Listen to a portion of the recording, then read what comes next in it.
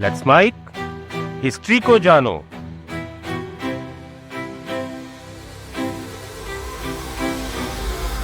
तारीख थी 25 अक्टूबर और साल था 1605। भारत के सबसे महान राजाओं में से एक अकबर ने इस दिन आखिरी सांस ली थी।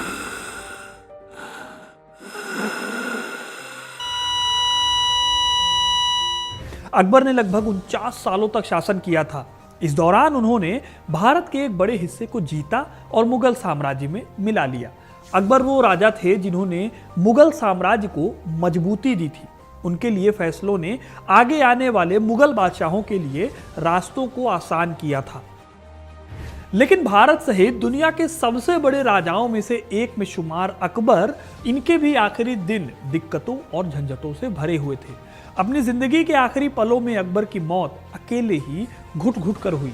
कहने को तो उनकी मौत डिसेंट्री की वजह से हुई थी, लेकिन अकबर के आखिरी वक्त में कई ऐसी घटनाएं हुई जिन्होंने उनके अंदर से जीने की इच्छा को ही मार दिया था। इसकी एक बड़ी वजह खुद उनका बेटा जहांगीर भी था। आज मैं आपको बताऊंगा कि अकबर के आखिरी दिनों में वो किन चिंताओं में डूबे हुए थे, कैसे उनकी मौत हुई और जहांगीर का इसमें क्या रोल है। तो वीडियो को अंत तक जरूर देखिएगा, क्योंकि अपना इतिहास नहीं जानोगे तो खुद को कैसे पहचानोगे। अपने आखिरी दिनों में अकबर बेहद अकेले पड़ गए थे। उनके दरबार में जो भी उसके खास थे वो सब एक एक करके उनकी आंखों के सामने मरते रहे और अकबर उनका शोक मनाते रहे। अपने आखिरी दिनों में उन्होंने अपनी मां हमीदा बेगम और 2 बेटों को मौत के मुंह में जाते हुए देखा। इसके अलावा आपने अकबर के 9 रत्नों के बारे में सुना ही होगा। ये अकबर के सबसे खास और करीबी लोग थे। इसमें बीरबल और अबुल फजल अकबर के खासम खास हुआ करते थे। ये सभी भी अकबर के होते हुए उनके सामने मारे गए। शुरुआत हुई बीरबल से। साल 1585 में कबायलियों ने बीरबल की हत्या कर दी। अकबर इस घटना से इतने दुखी हुए कि उन्होंने 2 दिन तक खाना पीना ही छोड़ दिया। फिर उनकी मां हमीदा बानो ने बहुत मिन्नतें करके अकबर को खाना खिलाया। अकबर द ग्रेट मुगल में MM बर्के बताते हैं कि अकबर के 3 बेटे मुराद, दानियाल और सलीम ये बेतहाशा नशा करते थे और शराब के नशे में डूबे रहते थे। इसमें दानियाल और मुराद इसी नशे के चलते काल के गाल में समा गए। सलीम फिर भी बच गया और जीवन के आखिरी दिनों में अकबर के लिए सिर दर्द बन गया।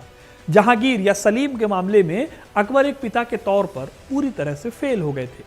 22 अगस्त 1602 के दिन अकबर के सबसे करीबी और सबसे खास सलाहकार अबुल फजल की हत्या हो गई। इस हत्या में सबसे पहले नाम आया अकबर के अपने बेटे सलीम का। कहा जाता है कि खबर सुनते ही अकबर जोर से चिल्लाए और बेहोश होकर जमीन पर गिर गए। अबुल फजल की मौत के बाद उनकी तबीयत कई दिनों तक नासाज रही। उन्होंने कहा कि अगर सलीम को बादशाह बनना था तो मुझे मार देता, अबुल फजल को क्यों मारा। कई इतिहासकार मानते हैं कि अबुल फजल की मौत ने अकबर को अंदर से तोड़ कर रख दिया था। उनकी मौत से ही अकबर के आखिरी दिन शुरू हो गए थे। ये अकबर के आखिरी साल थे जब वो अपने सबसे अजीज लोगों की मौत पर रो रहे थे और अपने बेटे सलीम को कोसते जा रहे थे। अब यहाँ पर आपको एक बात बताऊं तो कई लोगों को लगता है कि अकबर और जहांगीर की लड़ाई अबुल फजल की हत्या से शुरू हुई, जबकि ऐसा नहीं है। दोनों के बीच का मनमुटाव अकबर की मौत से करीब 16 साल पहले से चल रहा था। जहांगीर कभी भी अकबर को बहुत ज्यादा तवज्जो नहीं देता था। वो अकबर का बिगड़ैल बेटा था। इसके कई एग्जाम्पल हमें इतिहास में मिलते हैं। जैसे कि जब अकबर पहली बार कश्मीर की यात्रा पर गए तब शाही हरम की महिलाओं को लाने की जिम्मेदारी सलीम को मिली, लेकिन सलीम ने यह काम नहीं किया। इसका असर यह हुआ कि गुस्से से तिलमिलाए अकबर भरी बारिश में खुद महिलाओं को लाने चले गए और सलीम को सामने आने का आदेश दिया गया। ठीक इसी साल एक बार अकबर के पेट में जब जोरों का दर्द उठा तो अकबर ने आरोप लगाया कि जहांगीर ने उन्हें जहर देने की कोशिश की है। इस तरह से कई ऐसे आरोप थे जो जहांगीर पर लगते रहते थे और अकबर और जहांगीर की तनातनी चलती रहती थी। साल 1599 में जब अकबर के बेटे मुराद की मृत्यु हो गई तब अकबर ने सलीम को दक्कन भेजा, लेकिन सलीम टाइम पर नहीं पहुंचे। तब अकबर को अपने दूसरे बेटे दानियाल को दक्कन भेजना पड़ा। यही नहीं, अकबर भी खुद इस अभियान में जाने को तैयार हुए। इस तरह से जहांगीर कभी भी अपने पिता अकबर की नहीं मानते थे और अकबर इसी वजह से अपने ही बेटे से तंग आ गए थे। खैर, अकबर जब दानियाल के साथ दक्कन की ओर निकले तो इधर जहांगीर ने अकबर का तख्ता पलट करने की कोशिश की। उसने आगरा में अकबर की गद्दी पर कब्जा करने की कोशिश की, लेकिन अकबर ने जहांगीर को ऐसा करने नहीं दिया। साल 1602 में सलीम यानी जहांगीर ने संदेश भिजवाया कि वो अकबर से मिलकर अपना सम्मान प्रकट करना चाहते हैं, लेकिन यहां भी अकबर को साजिश की बू आई, इसीलिए उन्होंने मिलने से मना कर दिया। ऐसे खुराफातों के बीच अकबर की मां हमीदा बानो ने कोशिश की कि बाप और बेटे के बीच में सुलह हो जाए। उन्होंने अकबर को मना लिया कि वो सलीम को माफ कर दे। अकबर ने ये बात मान भी ली, क्योंकि वो उनका बहुत सम्मान करते थे। अबुल फजल लिखते हैं कि उनके साथ अकबर ने सलीम के लिए एक हाथी, एक घोड़ा और एक पोशाक उपहार के तौर पर भेजी। जब सलीम सलमा के साथ आगरा के नज़दीक पहुंचे तो उन्होंने एक अनुरोध भिजवाया कि उनकी दादी उनका हाथ पकड़कर बादशाह के सामने ले जाए, ताकि वो अपना सिर उनके पैरों पर रख सकें। अगले दिन शहजादे सलीम ने अकबर के पैर पर अपना सिर रखकर उनसे माफ़ी मांगी। अकबर ने उन्हें गले लगाया और उनका 350 हाथियों और 12,000 सोने के सिक्कों का तोहफा भी एक्सेप्ट कर लिया। सलीम के मन को शांत करने के लिए अकबर ने अपना साफा उतारा और अपने बेटे यानी सलीम के सिर पर रख दिया। यह इस बात का संकेत था कि अकबर के उत्तराधिकारी के रूप में सलीम की पोजीशन में कोई भी फर्क अभी तक नहीं आया है। अब दोस्तों, सब कुछ ठीक चल रहा था, लेकिन अकबर की मौत से 2 साल पहले यानी साल 1604 में फिर से जहांगीर ने विद्रोह कर दिया। इस बार गुस्से में अकबर खुद जहांगीर से निपटना चाहते थे, लेकिन इसी बीच आगरा में उनकी मां हमीदा बानो गंभीर रूप से बीमार पड़ गई। तमाम कोशिशों के बावजूद हमीदा बानो को बचाया नहीं जा सका और 29 अगस्त 1604 के दिन अकबर की मां ने बेहोशी की हालत में अपनी आखिरी सांस ली। अकबरनामा के अनुसार इस गम में अकबर ने अपने सिर के सारे बाल और मूछें मुड़वा दी, अपना साफा उतार दिया और शोक के कपड़े पहन लिए। सिर्फ 4 सालों के अंदर अकबर के सामने उसका बसा बसाया संसार सूना पड़ चुका था।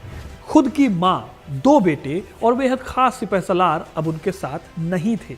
इसी गम में अकबर अब अकेले रहने लगे थे और प्रशासन पर उनकी पकड़ कमजोर होने लगी थी। लगभग 1 साल बाद 22 सितंबर 1605 को अकबर को बहुत जोरों से पेट में दर्द हुआ। उनके डॉक्टर या चिकित्सक हाकिम अली इस बात का पता नहीं लगा पाए कि उनको मर्ज क्या है। हालांकि इस बीच अकबर ने जनता को ये बात पता ना लगने की पूरी कोशिश की। अबुल फजल के बाद अकबरनामा को पूरा करने वाले इनायतुल्लाह लिखते हैं कि बीमारी के शुरू के दिनों में अकबर ने रोज झरोखा दर्शन की रस्म निभाई थी, लेकिन फिर वो बहुत ज्यादा बीमार पड़ गए। इसके बावजूद वो बोलकर शाही हुक्म लिखवाते रहे, लेकिन 10 दिन बाद बुखार ने उनको जकड़ लिया और उनका पूरा शरीर कमजोर होता चला गया। अकबर की बीमारी के बीच में ही कवायद शुरू हो गई कि अकबर के बाद उनका उत्तराधिकारी कौन होगा। उनके आखिरी दिनों में अकबर के 2 सबसे करीबी लोग मान सिंह और मिर्जा अजीज कोका ने इस बाबत सभासदों की बैठक भी बुलाई। दोनों ने सभा में बताया कि अकबर सलीम को अपना वारिस नहीं बनाना चाहते, उनकी जगह पर खुसरो को आगे किया जाए। खुसरो मिर्जा खुद जहांगीर का सबसे बड़ा बेटा था और माना जाता है कि शाहजहां से भी ज्यादा काबिल था। खैर, तमाम कोशिशों के बावजूद जहांगीर ने मान सिंह और मिर्जा अजीज कोका को कामयाब नहीं होने दिया। उसने सभी दरबारियों को अपनी ओर मिला लिया, जिससे खुसरो अकेला पड़ गया। आखिर में सलीम का विरोध करने वाले मान सिंह और मिर्जा अजीज कोका ने भी सलीम को अपना समर्थन दे दिया। जब ये सब चल रहा था तब अकबर अपनी जिंदगी और मौत के बीच में झूल रहे थे। मुनिस फारूकी अपनी किताब the prince of the Mughal empire में लिखते हैं कि अपने शासन के अंत तक अकबर इस कोशिश में थे कि किसी न किसी तरह से मुगल गद्दी पर सलीम के दावे को नाकाम किया जा सके, लेकिन आखिरी वक्त में अकबर को सलीम को ही अपना उत्तराधिकारी बनाना पड़ा। उस वक्त अकबर बोल पाने की हालत में भी नहीं थे जब जहांगीर को उन्होंने बादशाह बनाने की इजाजत दी। अपने पिता के इशारे पर जहांगीर ने अकबर का मुकुट और कपड़े पहने और अकबर की तलवार अपनी कमर पर लटकाई। ये तलवार बाबर की थी, जो बाबर से हुमायूं और उसके बाद अकबर को मिली थी। अकबर ने जहांगीर को अपनी आंखों से बादशाह बनते देखा और उसके बाद उनकी आंखें हमेशा के लिए मुंद गई। ये 27 अक्टूबर 1605 का दिन था। अकबर ने 63 साल की उम्र में दुनिया को अलविदा कह दिया।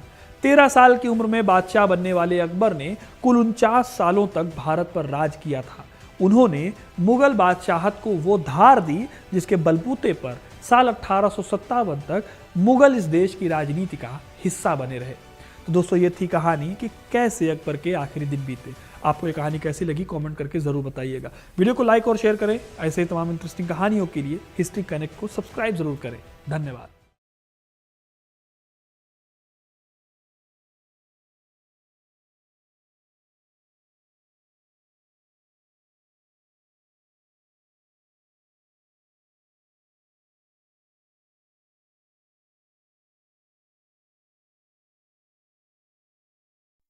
आप सुन रहे थे let's mic more than radio. Follow कीजिए हमें हमारे सोशल मीडिया प्लेटफॉर्म्स पर। It's time for news. It's time for more than radio. Presenting the first radio news app, Let's Mic. Let's Mic, a news-based app on your phone where you get to watch and listen news, talk shows, interviews, radio show podcasts. On Let's Mic, you get all relevant information of TV, print, radio, podcast, and digital. Let's Mic talks about every segment of life.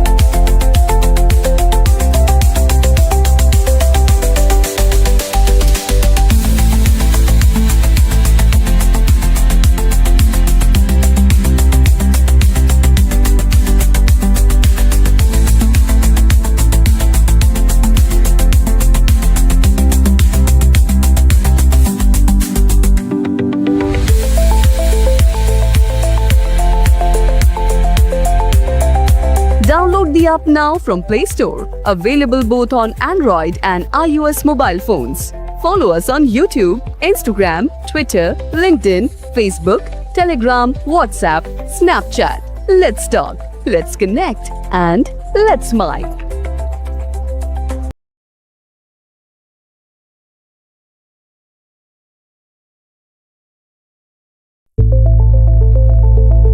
It's time for news.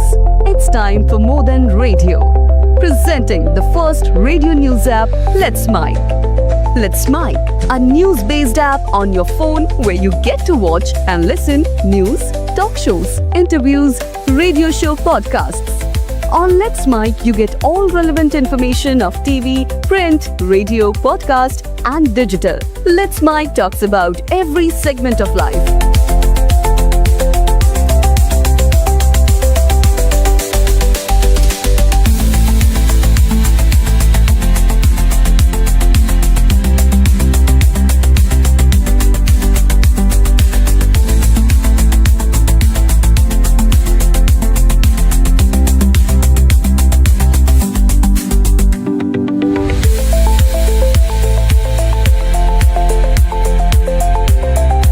Download the app now from Play Store. Available both on Android and iOS mobile phones.